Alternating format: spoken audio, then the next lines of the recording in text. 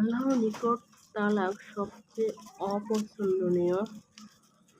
হযরত আব্দুল্লাহ ইবনে ওমর রাদিয়াল্লাহু থেকে বর্ণিত, নবী সাল্লাল্লাহু আলাইহি ওয়াসাল্লাম বলেছেন, হালাল কাজের মধ্যে তালাক হলো আল্লাহর নিকট সবচেয়ে নিকৃষ্ট। আবু দাউদ।